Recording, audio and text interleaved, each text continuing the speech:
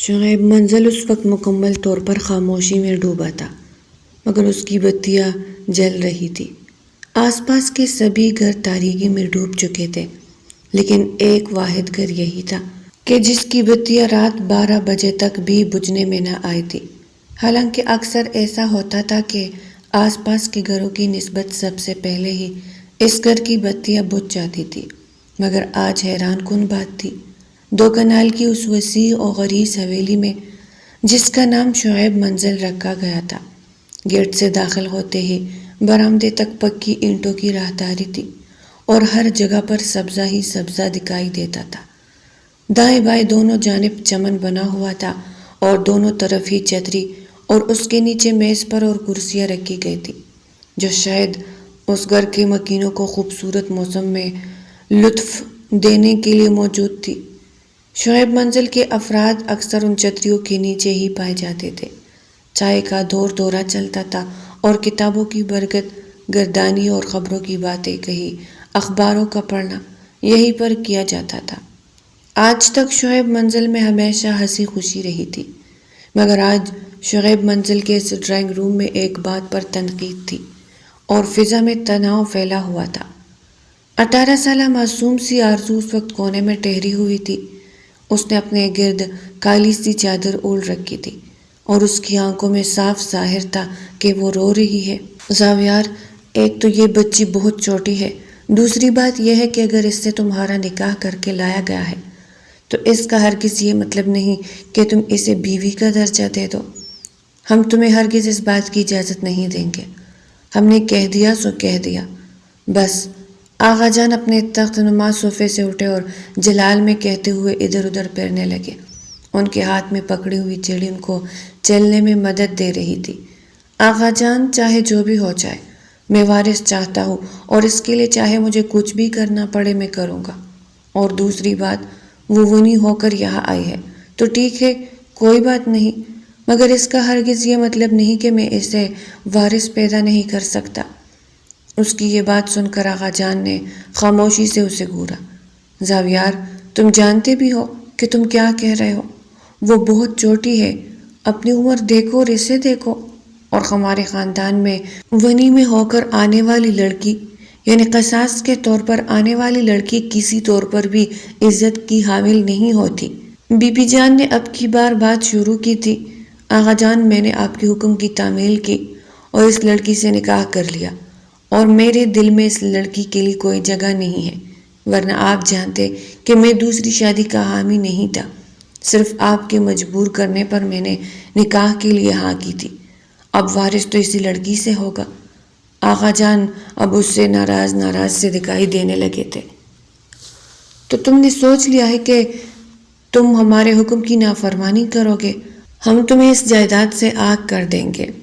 آغا جان کا یہ کہنا تھا کہ وہ خاموشی سے کمرے سے باہر نکل جائے گا۔ اس کے پیچھے کھڑی ہوئی معصوم آرزو نے تڑپ کر اس شخص کی جانب دیکھا تھا۔ یہاں آنے سے پہلے وہ کس قدر خوش رہتی تھی، اپنے گھر میں اپنے بابا لوگوں کے ساتھ وہ کتنی خوش اور مطمئن رہتی تھی، مگر ایک جھٹکے میں اس کی زندگی کیسے بدل کے رکھ دی گئی تھی، اسے کچھ سمجھ نہیں آیا تھا۔ لڑکی، یہاں کڑی منہ کیا دیکھ رہی ہو؟ جاؤ، دفع ہو جاؤ یہاں سے، اور دوبارہ یہاں نظر نہ آنا، سنا؟ تمہارے لیے اسٹور روم خالی کر دیا جائے گا، آج تم وہی رہو گی۔ بیوی جان کے اس طرح کہنے پر وہ ڈر کے مارے کانپنے لگی تھی اور جلدی سے بھاگتی ہوئی وہاں سے باہر نکل گئی۔ اس کی آنکھوں سے آنسو بہہ رہے تھے، ایک بڑی سی کالی شال اس کے شانوں پر تھی۔ کون سمجھتا کہ وہ اپنے گھر کی لاڈلی بیٹی تھی۔ آغا صاحب، ہم نے آپ سے کہا تھا کہ اس کی دوسری شادی مت کرو۔ کیا آپ زاویار کو نہیں جانتے کہ وہ ضد کا کتنا پکا ہے؟ اگر اس نے اس عام سی لڑکی کو بیوی کا درجہ دے دیا تو ہماری اس منزل کی شان و شوکت خاک میں مل جائے گی۔ آغا صاحب، آپ کو یہ سب کچھ روکنا ہوگا۔ بی بی صاحب نے اپنے شوہر کو زاویار کے بارے میں بتاتے ہوئے آگاہ کیا۔ اس سب میں کیا کر سکتا ہوں؟ خون کا بدلہ خون لینا ہمارے آباء و اجداد کا رواج نہیں۔ قصاص کے بدلے یہ لڑکی لے آئی ہے اور ہمارا بدلہ پورا ہو چکا ہے۔ اب آگے زاویار کی مرضی ہے، وہ چاہے تو اسے اپنی بیوی کا درجہ دے، چاہے تو اس کو قید میں رکھے۔ ہمارا اس چیز سے کیا؟ ہمارا اس چیز سے کوئی واسطہ نہیں۔ یہ کہتے ہی آغا صاحب نے اپنے کندھوں پر اپنی چادر کو جوڑتے ہوئے وہاں سے اٹھنا چاہا۔ تو پھر میں بھی دیکھتی ہوں کہ اس عام سی لڑکی کو اس حویلی کی شان و شوکت کیسے ملتی ہے۔ جب تک میں زندہ ہوں تب تک آرزو اس حویلی کی بہو نہیں بن سکتی۔ شعیب منزل کی اکلوتی بہو آرزو کیسے بن سکتی ہے؟ یہ بی جان کا حکم ہے۔ کنیز ادھر آؤ۔ ساتھ کڑی ایک نوکرانی کو بی بی صاحب نے غصے سے بلایا۔ آرزو کے ساتھ اتنا ظلم اور ستم کرو کہ وہ اس حویلی کی بہو دیکھنے کے خواب چھوڑ دے۔ سارا دن اس سے کام کروا، اس حویلی کی نوکرانی بنا کے رکھ دو، کیونکہ وہ اسی قابل ہے۔ میں اسے صرف نوکرانی کے روپ میں دیکھنا پسند کروں گی۔ یہ کہتے ہی بی بی صاحب نے اپنی خاندانی چادر کو اتار رکھا اور غصے میں بی بی صاحب آرزو کی طرف بڑھی۔ کہاں ہو تم؟ سمجھ میں نہیں آ رہا کہ تم نے زاویار پر ایسا کون سا جادو کیا ہے جو ہر وقت وہ تمہاری طرف دادی کرتا رہتا ہے؟ کیا وہ بھول چکا ہے کہ تم اس کے بھائی کے خون کے بدلے میں آئی ہو؟ اگر وہ بھول چکا تو بی بی صاحب ابھی زندہ ہے۔ تمہیں یہ بات یاد رکھنی ہوگی کہ تم زاویار کی بیوی کبھی نہیں بنو گی۔ یہ کہتے ہی بی بی صاحب نے آرزو کا منہ پکڑا اور زور سے دوسری طرف پھیر دیا، جس کی وجہ سے آرزو زمین پر گری۔ کنیز اس پر کڑی نظر رکھنا، اب میں اسے بتاؤں گی کہ حویلی میں ہوتا کیا ہے۔ یہ کہتے ہی بی بی صاحب وہاں سے چلی گئی۔ اٹھو آرزو باجی، خدا نے چاہا تو سب بہتر ہو جائے گا۔ کنیز ایک رحم دل اور سنجیدہ خاتون تھی۔ آرزو کو اٹھایا اور پانی دے کر وہاں سے چلی گئی۔ کہاں ہے میری بیوی؟ آخر آپ لوگوں نے آرزو کو مجھ سے کیوں دور رکھا ہوا ہے؟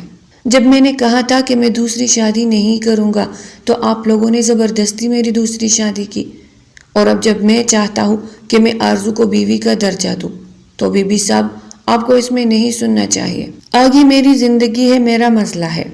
کیا آپ نہیں چاہتی کہ شعیب منزل کا وارث ہو، یا پھر اسی طرح آپ اپنی سرداری مجھ تک ختم کرنا چاہتی ہے؟ غصے میں آ کر زاویار بی بی صاحب کے سامنے بولنے لگا۔ زاویار، یہ آپ اپنی دادی اماں سے کس لہجے میں بات کر رہے ہیں؟ یہ زبان اس لڑکی کی وجہ سے آئی ہے۔ دادی نے زاویار کی بات کو بغیر توجہ دیے زاویار سے کہا، یہ سب کچھ میں آپ لوگوں کے رویے کی وجہ سے کر رہا ہوں۔ پھر آپ کیوں مجھے روک رہی ہے؟ کیا آپ میری پہلی شادی کی بربادی بھول چکی ہے؟ وہ لڑکی ہماری عزت کو نیلام کر کے چلی گئی، یہ کافی نہیں، اور کیا چاہتی ہے؟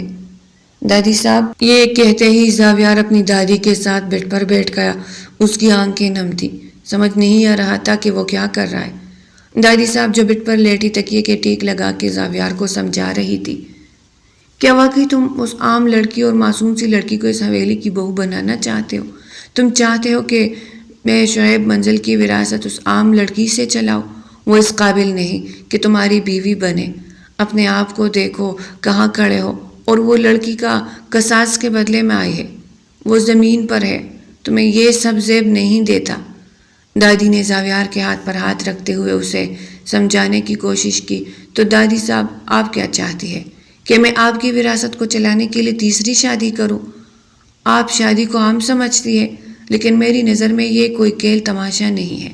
میں ہرگز تیسری شادی نہیں کروں گا۔ اگر آپ کو واقعی میں وارث چاہیے تو آرزو ہی اس حویلی کو وارث دے گی، ورنہ بھول جائے ہم یہیں پر اپنی سرداری ختم کر چکے ہیں۔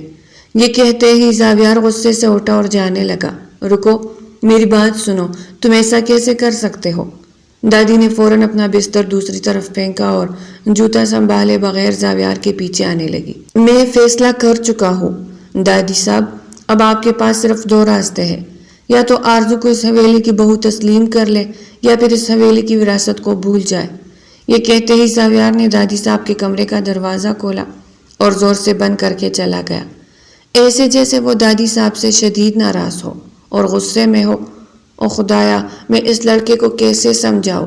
کب اس کو سمجھ آئے گا کہ یہ لڑکی اس قابل نہیں؟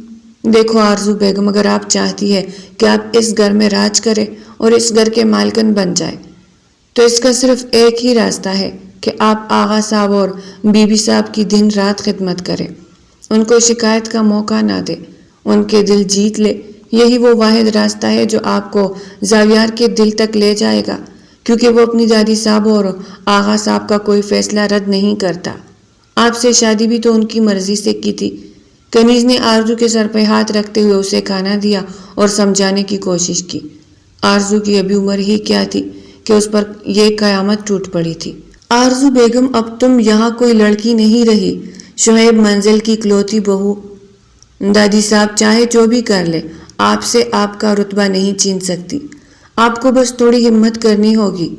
یہ بات سنتے ہی آرزو کنیز کے گلے لگی، پھوٹ پھوٹ کر روئی اور کہنے لگی کہ میرے امی اور ابو میرے لیے بہت پریشان ہو رہے ہوں گے، ان لوگوں نے میرا ملنا بند کروا دیا ہے، اور میرا بھائی، اس نے یہ سب کچھ جان بوجھ کے نہیں کیا، اس کی ہمت ہی کہاں تھی کہ وہ حویلی کے سردار کے بیٹے کو قتل کر دے۔ دادی صاحب نے جس گناہ کو قرار دیا ہے وہ انجانے میں کی گئی ایک غلطی ہے، اور اس غلطی کی سزا صرف میں دے رہی ہوں۔ مجھے یہاں نہیں رہنا، مجھے نہیں چاہیے یہاں کی عیش و عشرت، مجھے کچھ بھی نہیں چاہیے۔ روتے ہوئے آرزو بار بار یہی کہہ رہی تھی۔ آرزو بیگم، اب یہ آپ کیا کہہ رہی ہے؟ آپ کو ایسی باتیں کرنا زیب نہیں دیتا، آپ اس منزل کی بہو بن چکی ہے، اپنے آپ میں قابلیت لائی ہے۔ ابھی کنیز اور آرزو یہی باتیں کر رہی تھی کہ اچانک دروازہ بجا۔ دروازہ کھولو آرزو، میں ہوں۔ زاویار نے زور سے دروازہ بجاتے ہوئے کھولنے کا حکم دیا تھا۔ آرزو کے تو جیسے قدموں سے زمین نکل گئی۔ زاویار کیوں آیا ہے؟ کیونکہ وہ پہلے ہی اس کی نیت جان چکی تھی۔ زاویار کیا چاہتا ہے؟ آرزو کو علم ہو چکا تھا، لیکن وہ یہ اذیت برداشت نہیں کر سکتی تھی، اسی لیے وہ سہم گئی۔ آرزو بیگم، آپ کو پریشان ہونے کی ضرورت نہیں، زاویار بہت نیک دل اور سنجیدہ انسان ہے، ان کے ساتھ ان کی پہلی بیوی نے دھوکہ کیا ہے، وہ بہت احساس کرنے والا ہے، آپ کو نقصان نہیں پہنچائے گا۔ یہ کہتے ہی کنیز نے دروازہ کھول دیا۔ کنیز، تم یہاں کیا کر رہی ہو؟ تمہاری ہمت کیسے ہوئی میرے بیوی کے ساتھ رہنے کی؟ کیا تم کوئی ظلم کر رہی تھی اس پر؟ بی بی صاحب نے تمہیں کچھ کرنے کو کہا ہے؟ آتے ساتھ ہی زاویار نے طرح طرح کے سوال کرنا شروع کر دیے۔ نہیں زاویار صاحب، ایسی کوئی بات نہیں، آپ غلط سمجھ رہے ہیں، میں تو آرزو بیگم کو کانا دینے کے لیے آئی تھی، میں جانے ہی لگی تھی کہ اچانک آپ آ گئے، کنیز نے دھیمی آواز میں کہا۔ سب زاویار کے غصے اور ضد سے ڈرتے تھے۔ ٹھیک ہے کنیز، تم جاؤ یہاں سے، مجھے آرزو سے اکیلے میں کچھ بات کرنی ہے۔ زاویار نے آرزو کو دیکھتے ہوئے کنیز کو جانے کا حکم دیا۔ نہیں، یہ یہی رہے گی، آپ کو جو بات کرنی ہے ان کے سامنے کریں۔ آرزو بٹ پر بیٹی بڑی ہمت جمع کر کے یہ بول پڑی تھی۔ یہ تم کس طرح کی فضول بات کر رہی ہو؟ جانتی نہیں ہو کہ تم بیوی ہو میری، اور میں ملازمہ کے سامنے کوئی بھی بات نہیں کر سکتا۔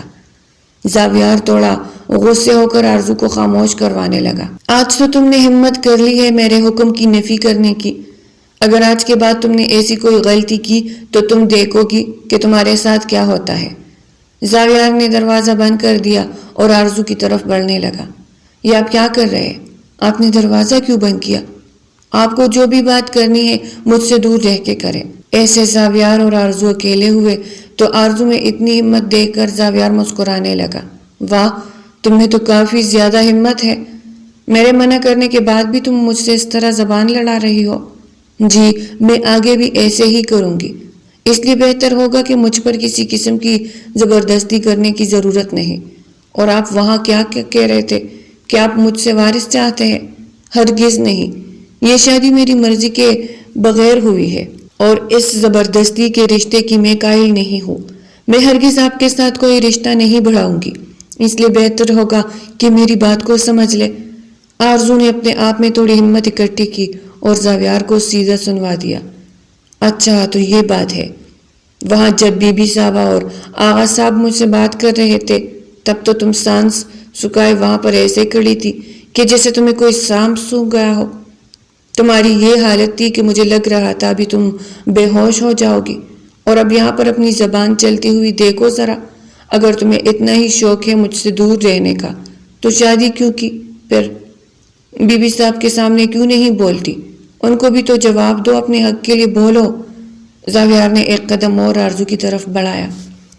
آرزو اس کو سمجھانے لگی، اس سب میں میری کوئی قصور نہیں، میرے بھائی نے کوئی گناہ نہیں کیا، ان سے غلطی ہو گئی، وہ شکار کر رہے تھے اور آپ کے بڑے بھائی بھی وہی شکار کرنے کے لیے گئے تھے، انہوں نے سمجھا کہ شاید درختوں کے بیچ کوئی چھپا ہوا جانور ہے، لیکن وہ آپ کے بھائی نکلے اور تیر جا کر سیدھا ان کے گردن پر لگ گیا۔ مجھے اس چیز کا بہت افسوس ہے، میں خود بہت روئی۔ مجھ میں انسانیت ہے، لیکن اس کا مطلب یہ ہرگز نہیں تھا کہ آپ کے دادا صاحب نے میرا نکاح زبردستی آپ کے ساتھ کروا دیا۔ میں جانتی ہوں کہ آپ بھی یہ نکاح نہیں کرنا چاہتے تھے۔ آرزو بغیر کچھ سوچے سمجھے زاویار سے بولے چلی جا رہی تھی۔ اچھا، اگر تم نکاح نہ کرنے کی پھر وجہ بھی جانتی ہوگی تو پھر بتاؤ میں تم سے نکاح کیوں نہیں کرنا چاہتا تھا۔ زاویار نے جب آرزو کی باتیں سنی تو سامنے صوفے پہ جا کر بیٹھ گیا۔ یہ دونوں ایک دوسرے کے آمنے سامنے تھے۔ وجہ چاہے جو بھی ہو، اس سے میرا کوئی واسطہ نہیں، لیکن میرے ساتھ جو زبردستی آپ کے گھر والوں نے کی ہے اس کے لیے میں کبھی معاف نہیں کروں گی۔ اب آرزو کی آنکھیں نم ہو چکی تھی۔ تو تم ہی بتاؤ، خون کا بدلہ خون لینا تھا کیا؟ اصول تو یہی تھا کہ تمہارے بھائی کا قتل کر دیا جاتا، لیکن تمہارے گھر میں اور کوئی لڑکی نہ ہونے کی وجہ سے تم اس سب میں پھنس گئی۔ مسکراتے ہوئے زاویار آرزو کو سمجھانے کی بار بار کوشش کر رہا تھا۔ آپ جانتے ہیں کہ جب میرا نکاح آپ کے ساتھ ہوا تو میں کس اذیت سے گزری۔ میرے تمام خواب چکناچور ہو گئے۔ مجھے ڈاکٹر بننا تھا، مجھے آگے پڑھنا تھا، لیکن اب اس حویلی کے رکھ رکھاؤ میں جو اذیت اور تکلیف آپ کی دادی صاحب مجھے دے رہی ہے، اب اگر کوئی اور لڑکی ہوتی تو یہاں سے بھاگ جاتی۔ جیسے ہی آرزو نے بھاگنے کی بات کی تو زاویار غصے میں اٹھا۔ یہ بھاگنے کی بات تم نے میرے سامنے آج کی ہے، اس کے بارے میں اگر تم نے سوچا تو یقین مانو میں تمہارا وہ حشر کروں گا کہ تم سب کے لیے عبرت کا نشان بن جاؤ گی۔ مجھے نفرت ہے ان لڑکیوں سے جو اپنے گھر کی عزت کو خاک میں ملاتے اس بارے میں ایک بار نہیں سوچتی۔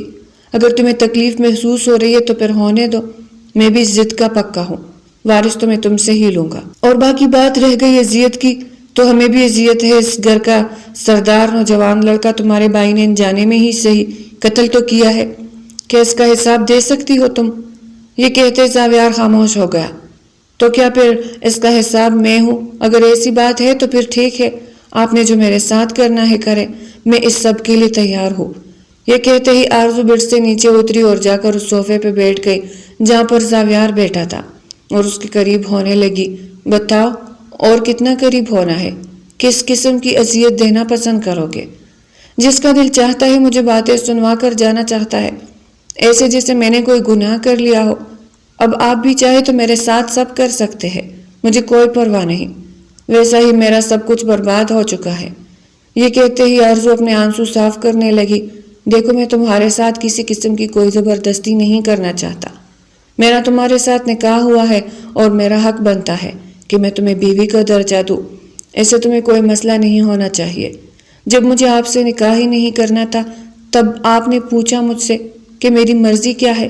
اس وقت تو دلہے بن کر آپ ہمارے گھر آ گئے، زبردستی میرے بھائی اور میرے باپ کے سر پر تلوار رکھ کر آپ لوگوں نے مجھ سے نکاح قبول کروایا، اور اب آپ مجھ پر کوئی زبردستی نہیں کر رہے، آپ نے حد ہی کر دی۔ زاویار دروازہ کھولو۔ زاویار میں نے تمہیں اس لڑکی کو ہاتھ لگانے سے منع کیا تھا، تم اس کو چھو تک نہیں سکتے، اور یہ تم کیا کر رہے ہو؟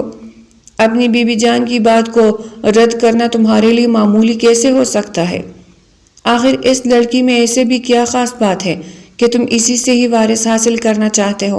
دروازہ کھولو، نہیں تو خدا کی قسم میں دروازہ توڑوا دوں گی۔ ابھی زاویار اور آرزو آپس میں باتیں کر ہی رہے تھے کہ اچانک دادی صاحب کو یہ خبر ملی کہ زاویار اسٹور روم میں آرزو کے پاس گیا ہے۔ خبر ملنے کی دیر تھی کہ وہ فوراً آ گئی۔ دادی جان، آپ کو کیا ہو گیا ہے؟ میں نے کچھ نہیں کیا اس کے ساتھ، اور یہ آپ کس قسم کی باتیں کر رہی ہے؟ وہ بیوی ہے میری۔ یہ کہتے ہی زاویار نے جب دروازہ کھولا تو بی بی صاحب نے اس کی بات کو توجہ نہ دی۔ اٹھو یہاں سے، آج سے تم میرے ساتھ میرے کمرے میں رہو گی۔ بتاؤ زاویار نے تمہارے ساتھ کیا کیا ہے؟ میں کہتی ہوں بتاؤ، ابھی کے ابھی مجھے جواب دو۔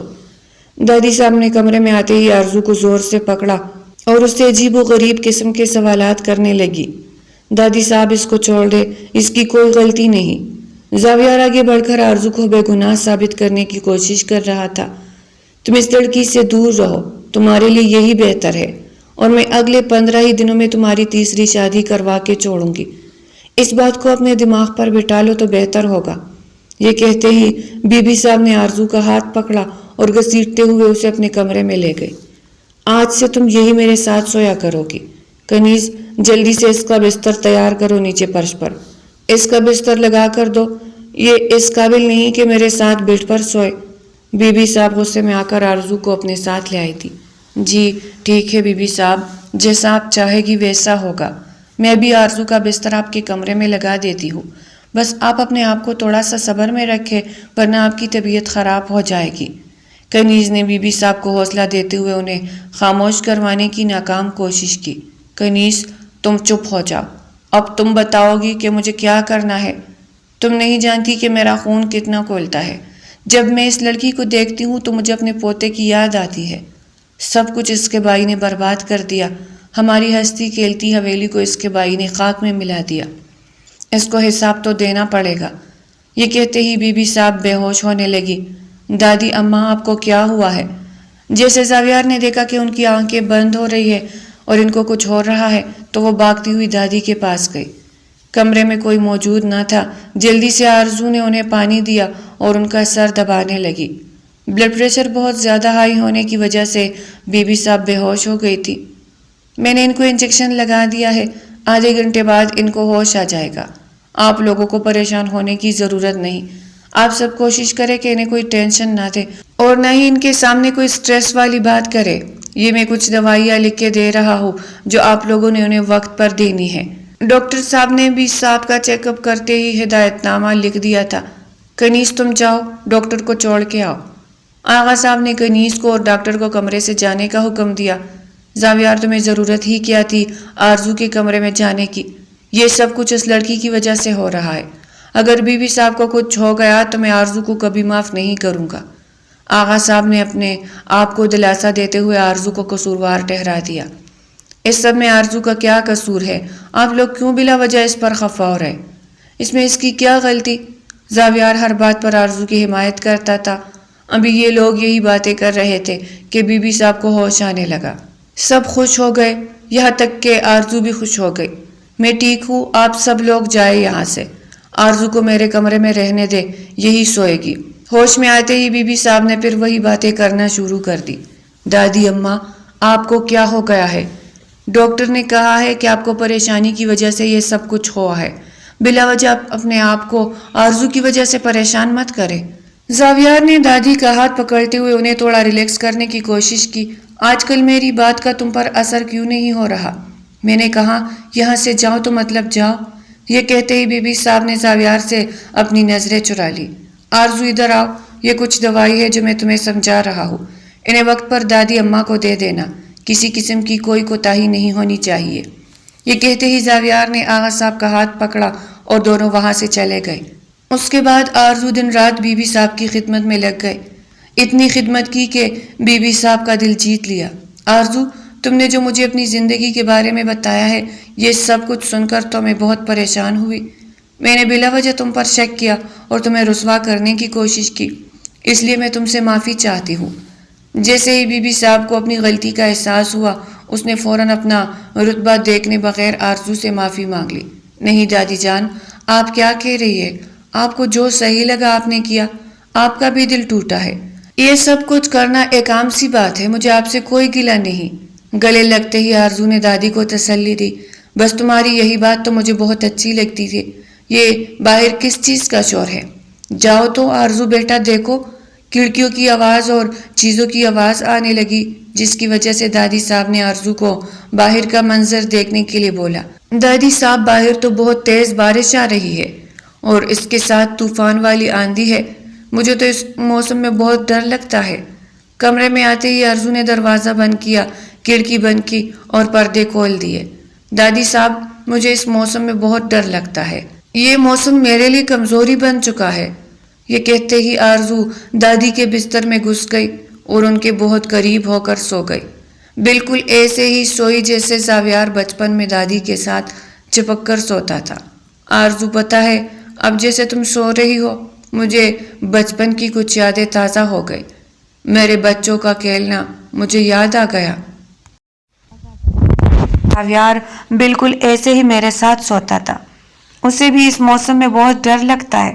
آندھی، طوفان اور بارش جب بھی ہوتے وہ بھاگ کر سب سے پہلے میرے کمرے میں آ کر بیٹھ جاتا تھا اور مجھے آوازیں دے دے کر पागल करता और कहता दादी जान जल्दी से कमरे में आए, मुझे आपके साथ सोना है।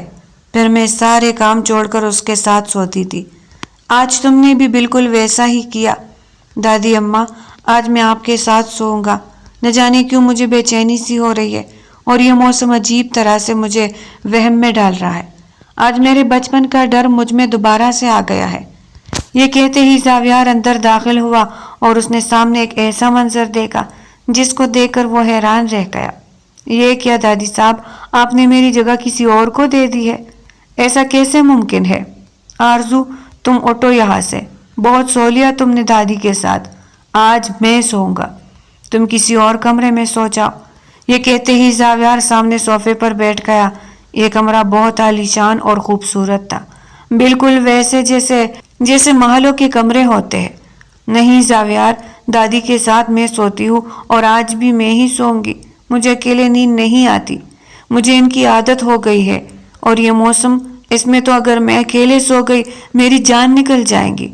उन दोनों की बातें सुनकर दादी मुस्कुरा रही थी। अच्छा तो फिर ठीक है दादी जान, फैसला आप पर छोड़ते हैं। आप आरजू के साथ सोएगी या फिर मेरे साथ? ये कहते ही जावियार ने गौर से दादी को देखा। उसे यकीन था कि वो जावियार को ही चुनेगी। तुम दोनों ही मेरी जान बन चुके हो, मैं तुम दोनों को इनकार नहीं कर सकती। ये कहते ही दादी साहब मुस्कुराने लगी। तो फिर दादी अम्मा, इसका क्या मतलब है? आरजू ने बगैर सोचे समझे जल्दी से बोल दिया। मेरी जान, इसका ये मतलब है कि मेरी एक तरफ जावियार सोएगा और दूसरी तरफ मेरी बेटी आरजू सोएगी। नहीं दादी साहब, आप ऐसा कैसे कर सकती है? जावियार आरजू और दादी की बातें सुनकर सामने मुस्कुरा रहा था। शायद जैसे जैसे दिन गुजरते जा रहे थे उसे आरजू से बेइंतहा मोहब्बत हो चुकी थी। हालांकि एक दिन था जब उसने खुद से वादा किया था कि वो कभी भी लड़कियों के करीब नहीं जाएगा। पहली बीवी ने जो उसको धोखा दिया वो भूलने के काबिल न था, लेकिन इस सब के बावजूद भी जावियार ने आरजू को अपने दिल में जगह दे दी। दादी जान, मुझे तो मंजूर है, क्योंकि इस तूफानी बारिश के साथ कमरे में अकेले सोने के बारे में मैं सोच भी नहीं सकता।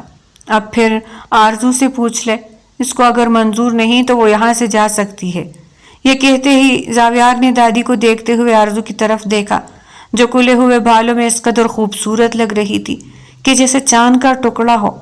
हल्का गुलाबी रंग का सूट, खूबसूरत गहरी आंखें और उस पर गुलाबी होंठ के नीचे तोड़ी पर एक ओंधा तिल उसकी शख्सियत को और नुमाया कर रहा था। जावियार की नज़र आरजू से हट नहीं रही थी। ये सब कुछ दादी ने भी महसूस कर लिया था। शायद यही वजह थी कि वो उन दोनों को साथ सुलाना चाहती थी। तो आरजू, तुमने क्या सोचा? दादी ने मुस्कुराकर आरजू से पूछा। दादी अम्मा, मैं क्या करूं? यहाँ सोने के अलावा मेरे पास और कोई रास्ता नहीं। कोई बात नहीं, आज की रात हम जावियार को जगह दे देते हैं, लेकिन उसके बाद ऐसा नहीं होगा। आप मुझसे पक्का वादा करें। आरजू प्यार भरे लहजे में दादी को तंग कर रही थी। हाँ हाँ ठीक है मेरी जान, जैसा तुम चाहोगी वैसा होगा।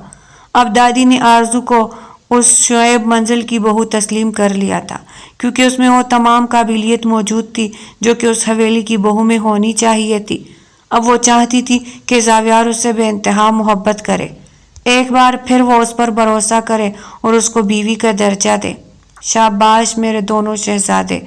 दादी के ऊपर एक बाजू जावियार ने रखा हुआ था तो दूसरी तरफ से एक बाजू आरजू ने रखा हुआ था। उन दोनों के हाथ आपस में मिल रहे थे। दादी बहुत खुश हो रही थी। काफी सारी बातें की और उसके बाद ये तीनों एक ही बेड पर सो गए। रात इसी तरह गुजरी। सुबह उठते ही जावियार ने देखा कि उसकी बाजू पर आरजू सो रही है। ये सब कुछ देखते ही वो चौंक गया और फौरन उठा। आरजू भी हैरान थी कि ये सब कैसे मुमकिन है। उन दोनों के दरमियान तो दादी सो रही थी, फिर दादी कहाँ गई? जैसे ही दोनों ने हैरान होकर रजाई ऊपर की ओर उठे तो सामने दादी मुस्कुरा रही थी। बेटा, तुम दोनों इतने खूबसूरत लग रहे थे, क्यों उठे हो? मुझे देखने दो, मेरी आंखों को ठंडक महसूस हो रही है। ये कहते ही दादी मुस्कुराने लगी। उस वक्त तस्बीह हाथों में पड़ रही थी और उन दोनों के लिए दुआ कर रही थी। दादी जान, ये आप क्या कह रही है? अब दरिया में से कब उठी? आंखें मसलते हुए आरजू ने दादी जान को जब देखा तो उनसे पूछने लगी। जावियार ने कोई सवाल ना किया, खामोश रहा, मुस्कुराता रहा और वहीं सो गया। आरजू बेटा, تمہاری آنکھ کھل گئی ہے تو نماز پڑھ کے آج سے تم نے اپنے شوہر کے کام سارے خود کرنے ہیں۔ دادی نے زاویار کی ساری ذمہ داری آرزو پر ڈال دی۔ دادی جان، مجھے اس بات کی سمجھ نہیں آئی۔ آرزو تھوڑا حیران ہو کر ان سے پوچھنے لگی۔ وہ اس بات کا مطلب اچھی طرح سے سمجھ چکی تھی، لیکن پھر بھی وہ واضح الفاظ میں مطلب جاننا چاہتی تھی۔ جو تم سے کہا جا رہا ہے وہی کرو، باقی میں سنبھال لوں گی اور بہت جلد تم اس سب کا مطلب بھی سمجھ جاؤ گی۔ اب جلدی سے جاؤ، اپنا اور زاویار کا ناشتہ بناؤ اور زاویار کے کمرے میں لے جاؤ۔ تم دونوں وہی بیٹھ کر ناشتہ کرو گے، یہ بی بی صاحب کا حکم ہے۔ یہ کہتے ہی بی بی صاحب وہاں سے چلی گئی۔ آرزو حیران تھی کہ ایک دم سے یہ سب کچھ کیا ہو رہا ہے۔ خیر، بی بی صاحب کا حکم اب وہ کیسے ٹال سکتی تھی؟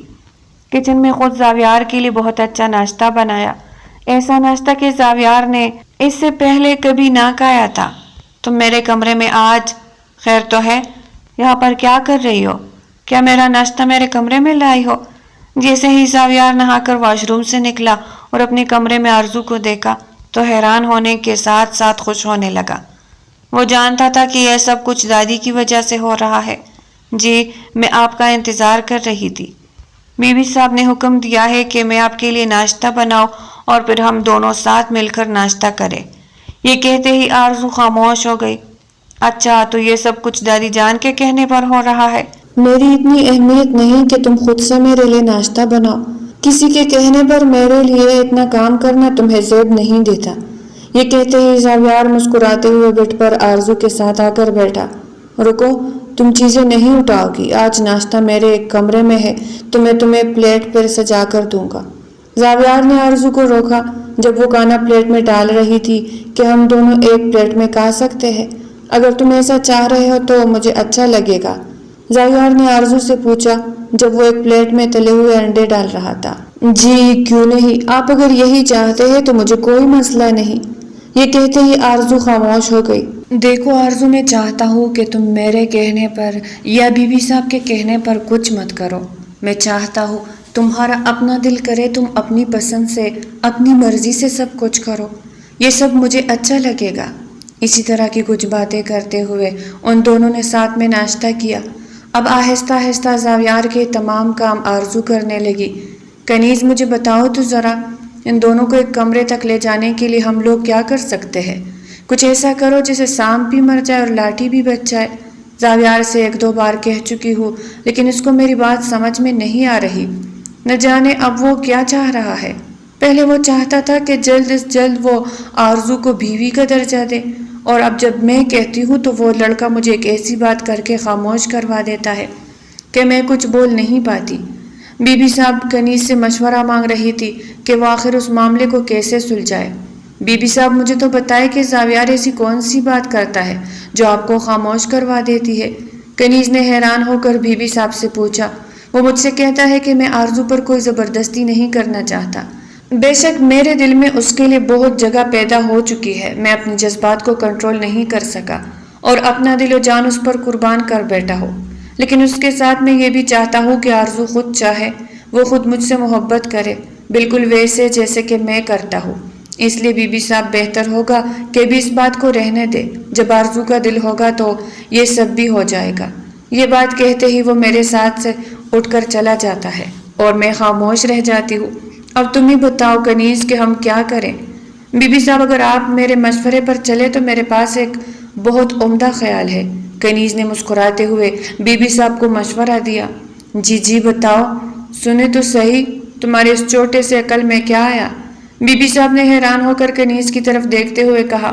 وہ میں کہہ رہی تھی کہ کچھ دنوں تک موسم خراب ہونے والا ہے۔ اس دن میں خبر سن رہی تھی، خبر پر بتا رہے تھے کہ اگلے ہفتے شدید آندھی اور طوفانی بارش کا بہت زیادہ امکان ہے۔ یہ کہتے ہی کنیز خاموش ہو گئی۔ تو اس میں ہمارا کیا؟ یہ تم کس قسم کی بات کر رہی ہو؟ بی بی صاحب آگے تو سنے، پوری بات تو سن لیا کرے۔ پہلے میں کہہ رہی تھی کہ ہم آغا صاحب کے پاس کچھ عرصے کے لیے گاؤں چلے جاتے ہیں، ایک ہفتے کے لیے ہی صحیح۔ جب تیز طوفان اور بارش آئے گا تو یہ دونوں کہاں جائیں گے؟ ان کو تو پھر ایک ہی کمرے میں رہنا پڑے گا، کیا خیال ہے؟ یہ کہتے ہی کنیز مسکرانے لگی۔ واہ کنیز واہ، تم نے تو کمال کر دیا، یہ بات میرے دماغ میں کیوں نہ آئی؟ تو پھر ایسا ہی کرتے ہیں، میں بیماری کا بہانہ کرتی ہوں اور کہوں گی کہ مجھے میرے گاؤں واپس جانا ہے، وہیں پر اپنی پرانی یادیں تازہ کرنی ہے، لیکن اس حویلی کی ذمہ داری میں آرزو اور زاویار پر چھوڑنا چاہتی ہوں۔ یہ سب ٹھیک ہے نا؟ کنیز بی بی صاحب نے کنیز کے مشورے کو مانتے ہوئے آگے کا سارا پلان بنا لیا۔ ہاں ہاں ٹھیک ہے بی بی صاحب، تو جاؤ زاویار اور آرزو کو بلا کر لاؤ اور کہو کہ بی بی صاحب کی طبیعت بہت خراب ہے، میں اپنے کمرے میں سونے کے لیے جا رہی ہوں۔ دادی اماں آپ کو کیا ہوا ہے؟ دادی اماں آپ کو کیا ہوا ہے؟ زاویار اور آرزو دونوں بھاگتے ہوئے بی بی صاحب کے کمرے میں پہنچ گئے۔ جب بی بی صاحب کو بیڈ پر سوتے ہوئے دیکھا تو دونوں کے قدموں سے زمین نکل گئی۔ بیٹا مجھے کچھ نہیں ہوا، مجھے یوں لگتا ہے کہ جیسے مجھے اب آغا صاحب کے پاس ہونا چاہیے۔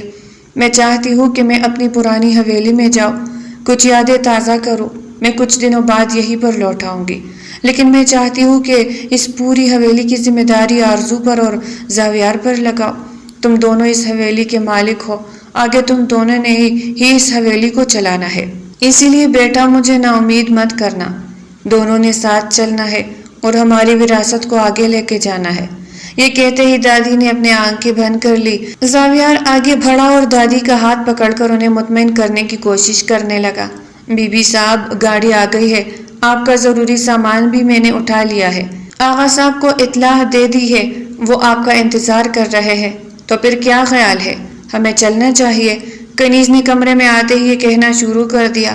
کیا مطلب کنیز، تم بھی دادی صاحب کے ساتھ جاؤ گی؟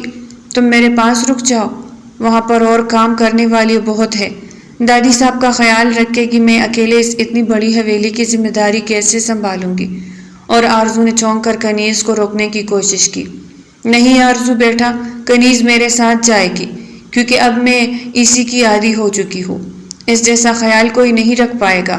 اب تم اس حویلی کی مالکن بن چکی ہو، تمہیں کسی کی ضرورت نہیں، تم اکیلی ہی کافی ہو۔ یہ کہتے ہی دادی نے آرزو کے سر پر ہاتھ رکھا اور اس کو مطمئن کیا۔ تھوڑی دیر بعد دادی صاحب کنیز کو لے کر چلی گئی۔ شام کا کھانا کھانے کے بعد آرزو اپنے کمرے میں آئی۔ کیا میں اندر آ سکتا ہوں؟ دروازے پر زاویار نے آواز دی۔ جی آپ آ جائیے، کوئی کام تھا تو مجھے بتا دیا ہوتا، کیا مجھے بلا لیا ہوتا آپ نے، زحمت کیوں کی؟ آرزو دادی کے بیڈ پر بیٹھی تھی، اس کا دوپٹہ ایک طرف پڑا تھا اور وہ کہانیوں والی کتاب پڑھ رہی تھی۔ کہانیاں پڑھنے کا بچپن سے ہی بہت شوق تھا، طرح طرح کی کہانیاں پڑھنے کا۔ وہ میں پوچھنے آیا تھا کہ تم آج کہاں پر سونے والی ہو؟ زاویار نے آرزو کو دیکھتے ہوئے اس سے پوچھا۔ اس بات کا کیا مطلب ہے، میں کہاں پر سونے والی ہوں؟ دادی جان نے مجھے اپنی ذمہ داری دی ہے تو ظاہر ہے میں ان کے کمرے میں ہی سوؤں گی، مجھے دادی کے کمرے میں ہی نیند آتی ہے۔ یہ کہتے ہی آرزو خاموش ہو گئی۔ ٹھیک ہے جیسے تمہاری مرضی، میں نے تو کچھ اور سوچا تھا۔ یہ کہتے ہی زاویار دروازے کی طرف بڑھا جیسے وہ جا رہا تھا۔ کیا سوچا تھا آپ نے؟ اپنے نیک خیالات مجھے بھی تو بتائیے۔ نہیں، تمہیں یہ سب بتانے کی ضرورت نہیں آرزو، ایسی چیزیں محسوس کی جاتی ہے، میں تمہیں کچھ بھی نہیں بتاؤں گا جب تک کہ تم خود چاہو گی۔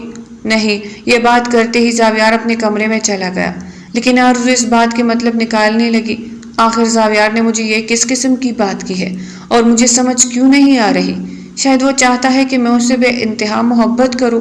اب مجھے یقین ہو گیا کہ وہ مجھے پسند کرنے لگا ہے اور چاہتا ہے کہ میں بھی اس سے محبت کروں۔ اپنے آپ میں بیٹھی ان خیالوں میں گم آرزو مسکرانے لگی اور تھوڑی دیر بعد وہ سو گئی۔ یہ کیا، آج موسم خراب ہے؟ جی چھوٹی مالکن، آج تیز آندھی، طوفانی بارش اور بہت خطرناک موسم کی پیشن گوئی ہوئی ہے، اسی لیے ہم نے تمام کپڑے چھت سے اتار دیے ہیں اور حویلی کے تمام دروازے بند کر دیے ہیں۔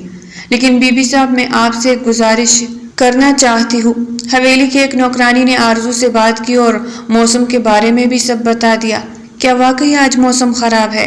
اچھا تم اس کو چھوڑو، تم بتاؤ مجھ سے کیا بات کرنے والی تھی؟ آرزو سہمی ہوئی اس سے بات پوچھنے لگی۔ چھوٹی مالکن، میں کہہ رہی تھی کہ میرے چھوٹے سے بچے ہیں، وہ گھر پر اکیلے ہوں گے۔ یہاں رات کا میں نے سارا کام کر دیا ہے، صبح ناشتے کے وقت میں صبح سویرے ہی آ جاؤں گی، آپ کو پریشان ہونے کی ضرورت نہیں۔ آپ جانتی ہیں کہ میرا شوہر شہر میں کام کرتا ہے، وہ بھی رات کو نہیں آتا، اور موسم کا یہ حال ہے، میرے بچے ڈر جائیں گے، انہیں اس موسم میں نیند نہیں آتی۔ آپ مجھے چھٹی دے دیں، مجھے جانا ہوگا۔ یہ کہتے ہی وہ آرزو کے قدموں میں گر گئی۔ یہ تم کیا کر رہی ہو؟ اگر تم بھی چلی گئی تو میرے ساتھ کون سوئے گا؟ مجھے اس موسم میں ڈر لگتا ہے، سارے ملازمین چلے گئے ہیں، تم رات کو کیسے جا سکتی ہو؟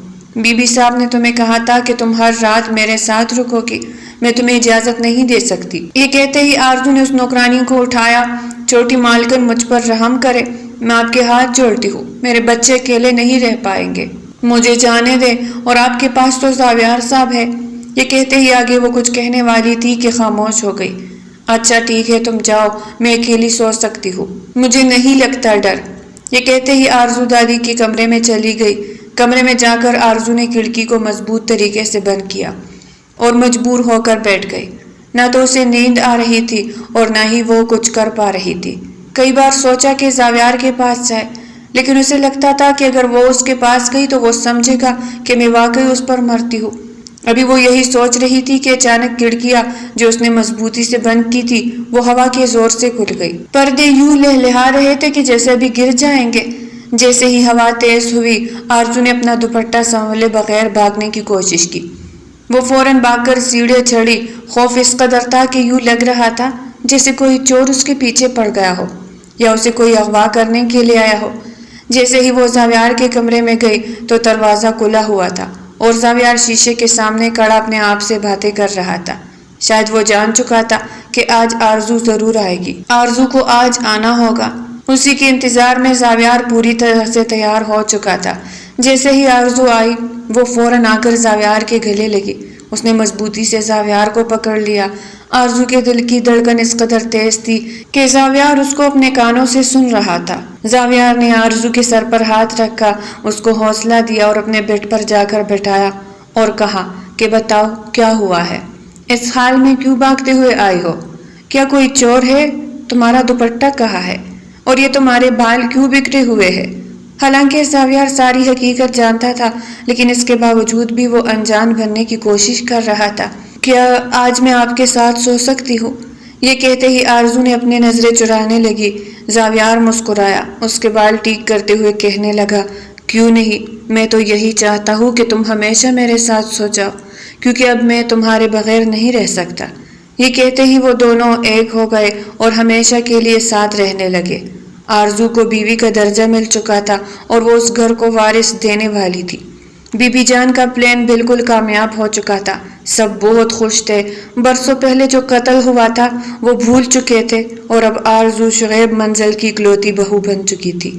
تو پیارے ریڈرز، یہ تھی آج کی ناول۔ اگر آپ کو پسند آئی ہو تو لائک کریں اور چینل کو سبسکرائب کریں۔ پھر ملتے ہیں ایک نئی ناول کے ساتھ، تب تک کے لیے اجازت دیجیے گا۔ اللہ نگہبان۔